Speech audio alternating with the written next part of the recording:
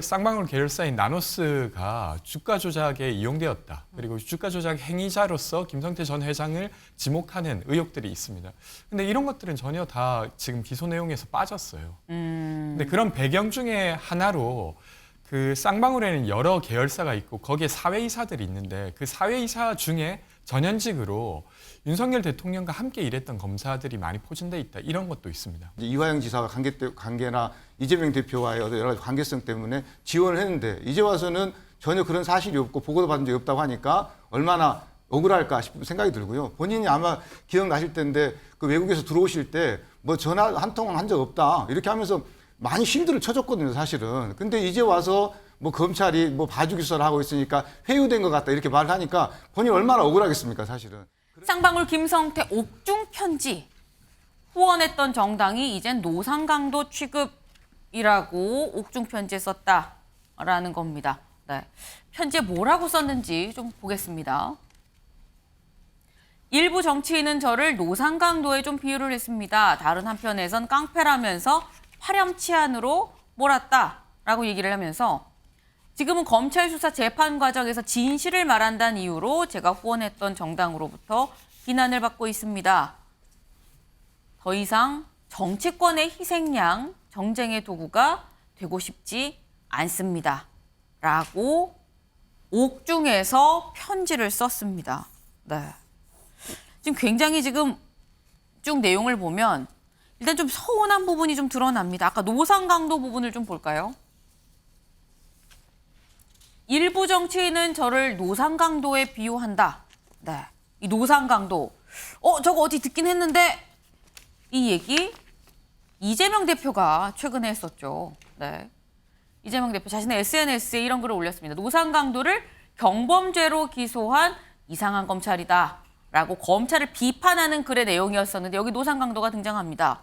근데 이게 대체 무슨 얘기야? 왜 자꾸 노상강도 얘기를 하는 거야? 할 수 있는데 좀 더 자세한 이 얘기를 보면 검찰은 김성태 전 회장이 800만 불을 해외로 빼돌려서 북한에 몰래 줬다고 공소장에 썼는데 막상 기소는 왜 중범죄는 안 하고 다 노상강도 같은 약간 좀 낮은 그런 이 혐의로 의유를 한 거냐라고 이재명 대표가 이 얘기를 한 겁니다. 그러다 보니까 김성태 전 회장이 어떤 정치인은 나를 노상강도에 비유를 하고 라고 얘기를 합니다. 물론 뭐 노상강도 말고 밑에 깡패 얘기도 나왔죠. 깡패는 또 한동훈 법무부 장관을 얘기를 하는 걸로 보이는데 근데 지금 일단 쭉 이 내용을 보면 권지웅 위원님. 네. 일단 옥중 편지가 좀 구구절절하게 민주당에 대한 서운함이 굉장히 많이 묻어납니다. 어떻게 보셨어요?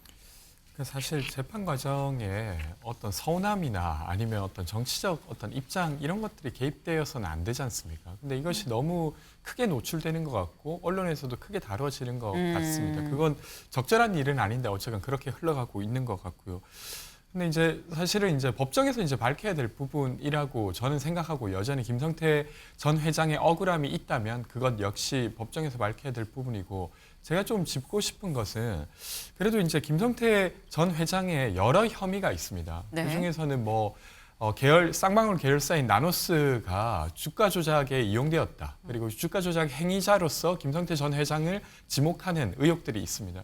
근데 이런 것들은 전혀 다 지금 기소 내용에서 빠졌어요. 근데 그런 배경 중에 하나로 그 쌍방울에는 여러 계열사가 있고 거기에 사회이사들이 있는데 그 사회이사 중에 전현직으로 윤석열 대통령과 함께 일했던 검사들이 많이 포진돼 있다. 이런 것도 있습니다. 물론 이제 그 사회이사 중에서는 민주당과 연결된 사람들도 많이 있습니다. 근데 여튼 이제 김성태 전 회장이 여러 방면으로 로비를 할 수 있게 준비해 주었고 그것이 지금 법에 따라서 재판받는 것이 아니라 네. 그 정치력에 따라 재판받는 거 아닌가 하는 의혹이 있는 거라 거기에 대해서도 김성태 전 회장의 어떤 입장이 필요하지 않나 싶습니다. 네. 근데 지금 김성태 회장의 옥중 편지 내용에 그 얘기가 있죠. 정치권의 희생양이라는 얘기가 있습니다. 좀 같이 볼까요? 정치권의 희생양이 된다라는 얘기. 네. 정쟁의 도구가 되고 싶지 않다라는 얘기를 했습니다. 근데 김수철 원장님, 네. 희생양이란 얘기는 나는 죄가 하나도 없는데 억울하게 당했을 때 희생양이라는 표현을 쓰는 거 아닙니까? 맞습니다. 근데 지금 보니까 정치권의 희생양이 아니고 저는 민주당의 희생양이 되고 있다고 표현하는 게 맞거든요. 사실 본인이 이제 아마 여러 가지 관계 때문에 이렇게 말씀하신 것 같은데 실제로는 지금 그 당시가 돌아볼 필요가 있거든요. 그래서 그 대북 사업을 추진했던 데 어디냐면 2019년도 2월 달에 하노이 노딜 이후에 남북 관계나 북미 관계가 엄청 경색되어 있었습니다. 근데 그 당시에 그 경기도에서 20억 원이나 되는 남북 협력기금을 지원을 하거든요. 근데 그 돈도 모자라서 사실은 쌍방울로 하여금 대납을 하게 했다는 의혹이 지금 이 사건의 실체거든요. 근데 본인 입장에서는 그 자기가 나름대로 여러 가지 상황을 봐가지고 이제 이화영 지사와 관계나 이재명 대표와의 여러 가지 관계성 때문에 지원을 했는데 이제 와서는 전혀 그런 사실이 없고 보고도 받은 적이 없다고 하니까 얼마나 억울할까 싶은 생각이 들고요. 본인이 아마 기억나실 텐데 그 외국에서 들어오실 때 뭐 전화 한 통 한 적 없다 이렇게 하면서 많이 실드를 쳐줬거든요, 사실은. 근데 이제 와서 뭐 검찰이 뭐 봐주기 수사를 하고 있으니까 회유된 것 같다 이렇게 말을 하니까 본인이 얼마나 억울하겠습니까, 사실은. 그런 심정들이 현재 표현되어 있는 것 같고요. 김성태 회장님은 뭐 조폭 출신이기도 하고 뭐 깡패 출신이라고 했지만 지금은 사업가시거든요. 사업가 입장에서 보면 회사가 지금 거의 다 거덜나게 생겼거든요. 뭐 9개 법률 위반에 18명이 기소돼가지고 회사가 거덜나다 보니까 이제 와서 남는 게 하나도 없는 거거든요. 본인 입장에서 보면. 대북 사업을 해서 남는 것도 없고 사업도 망가져 버렸고 그러다 보니까 사실 그런 억울함들을 이제는 이렇게 몇 마디 말로 이제 그 이야기를 하고 있는 것 같은데요. 저는 김성태 회장의 죄가 작지 않다고 생각을 합니다. 왜냐하면 그 800만 불을 지원하면서 그것을 직원들 시켜가지고 현금을 찾아가지고 인출해가지고 외환관리법 위반해가면서 그걸 대북에 지원을 했잖아요. 근데 저는 정말 안타까웠던 게 뭐였냐면 그렇게 함에도 불구하고 걸리지 않을 거라고 생각했던 이화영 평화부지사나 이재명 대표나 김성태 회장이 얼마나 어리석은지 이 자리를 빌어서 말씀드리고 싶습니다. 이상입니다. 네. 지금 이화영 전 평화부지사 얘기까지 지금 나왔습니다. 사실 저희가 3명, 준비한 3명 중에 두 번째 인물입니다. 좀 자연스럽게 이렇게 넘어가게 되네요. 이화영 전 평화부지사도 저희가 준비한 3명이 있습니다. 기사 같이 볼까요? 네. 검찰과 대립 이화영 아내도 입건입니다. 대북 사업 자료 유출에 관여한 혐의다라는 건데, 네. 이 엄밀히 말하면 이화영 전 평화부지사 사진이 아니라 이화영 전 평화부지사의 아내 사진 사실 올렸어야 되는 게 맞긴 맞습니다. 검찰과 대립 국면에 있었던 이화영 전 평화부지사의 아내도 입건이 됐다. 뭐 때문에 대북 사업 자료 유출에 관여한 혐의다라는 건데요. 사실 이게 무슨 얘기냐? 검찰이랑 대립구도. 사실 이화영 전 평화부지사 지난번 공판 때 이 아내와 법정 안에서 본의 아니게 부부싸움을 좀 했습니다. 이유가 변호사를 계속 갖고 갈 것이냐 아니면 해임할 것이냐 여부였었는데요. 그때 그 그래프를 좀 볼까요? 네, 이거였습니다. 이화영 전 부지사의 부인은 이 아내는 변호인 측이 너무 검찰에 온건하고 재판 기록을 좀 유출한 거 아니냐라고 해서 변호사 해임 신고서를 제출을 했었고 이화영 전 부지사는 그런데 여기에 대해서 뭐라고 얘기를 했느냐.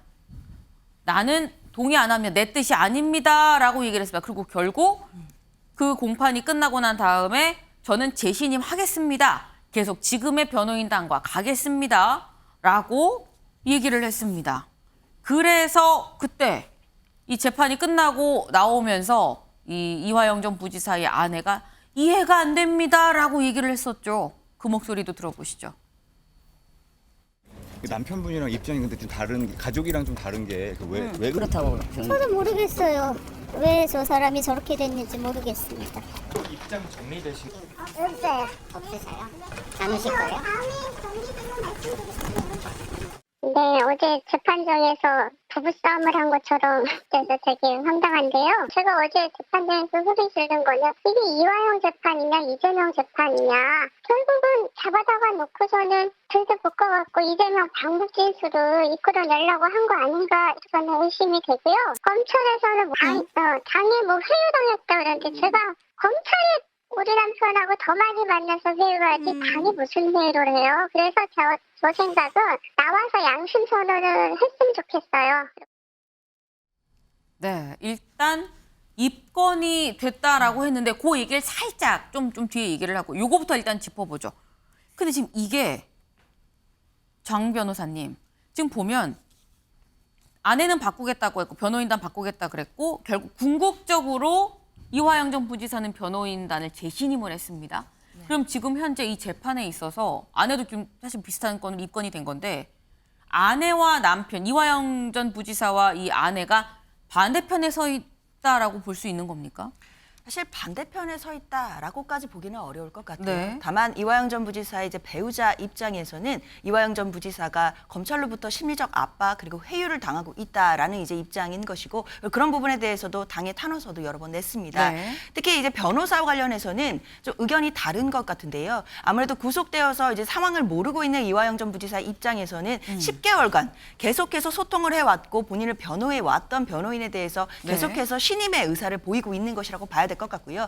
이화영 전 부지사의 이제 배우자 같은 경우에는 밖에 있으면서 여러 가지 상황을 보고 본인 나름대로는 지금 변호사들이 적절하지 않다라고 판단을 한 것으로 보여요. 그렇기 때문에 이제 해임 의사를 밝힌 것이지만 결국에는 이제 형사 재판에서는 피고인의 의사가 가장 중요하기 때문에 변호인이 다시 재신임 됐다라고 한다면 다음번 8월 8일 재판에서도 그 변호인들이 그대로 출석할 가능성이 제일 지금 높은 상황이고 지금 또 보도를 보면 현재로서도 뭐 수사라든지 또는 이제 그 구치소에 가서 변호인 접견을 하는 것도 다시 재개했다라는 보도들이 있더라고요. 네. 그렇기 때문에 이화영 부지사는 지금 현재 그 변호인들과 다시 이제 재판 전략이나 이런 것을 짤 것으로 보이는데요.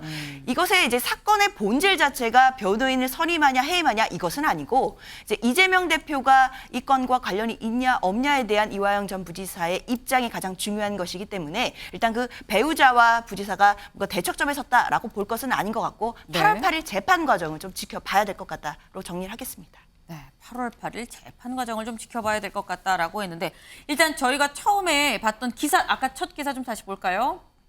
네, 아내였습니다. 아내도 입건이 됐다. 검찰과 이렇게 대립각으로 세웠던 아내도 입건이 됐다. 대북 사업 자료 유출에 관여한 혐의다라는 건데 근데 여기 보겠습니다.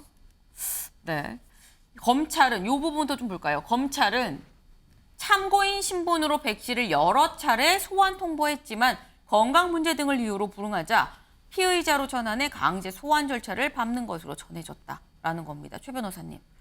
사실 여러 차례 소환 통보를 했는데 불응을 한 걸로 보입니다. 근데 불응을 한다고 해서 피의자로 전환해서 강제 소환 단계를 밟는 거는 사실 바로 지나가는 단계는 아닌 것 같거든요. 어떻게 보십니까? 피의자, 잠재적 피의자인 참고인이었다 이렇게 얘기를 할 수가 있어요.